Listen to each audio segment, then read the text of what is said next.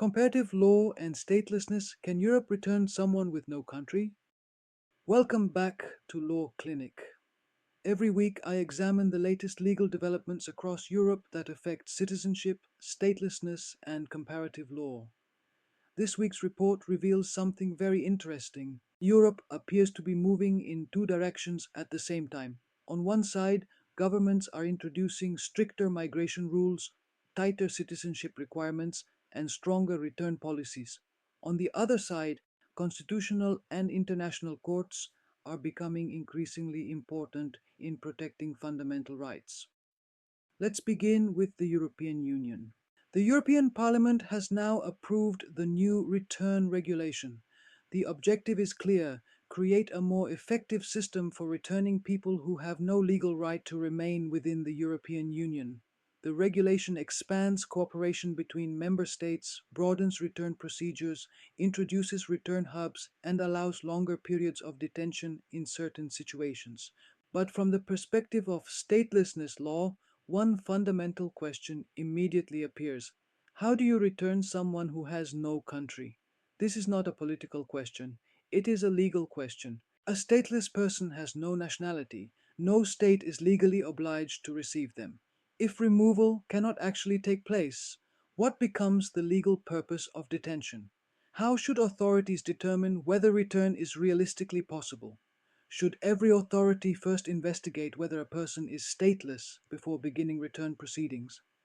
These are questions that European courts will almost certainly have to answer in the coming years.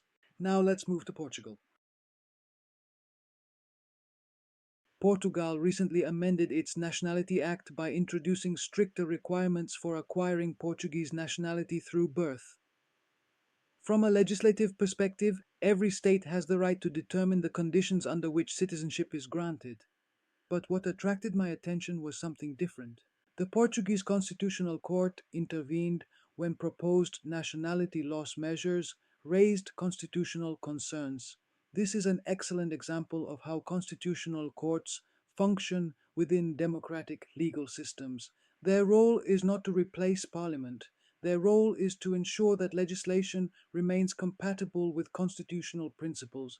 Citizenship is not merely an administrative status. It defines the legal relationship between the individual and the state. When that relationship is threatened, constitutional courts become one of the most important safeguards of the rule of law. The report also highlights developments in Poland.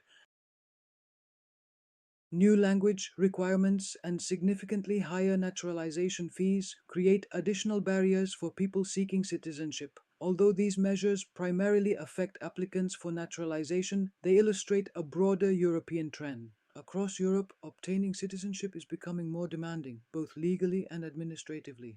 Finally, Germany continues an important constitutional discussion. A Berlin Administrative Court decision concerning the withdrawal of naturalization has reopened the debate about the limits of revoking citizenship after it has already been granted. The legal challenge is obvious. How can states protect national security while also respecting constitutional guarantees and avoiding the creation of statelessness? These are not easy questions. They require careful balancing between public interests and individual rights. When we look at all these developments together, a broader picture emerges.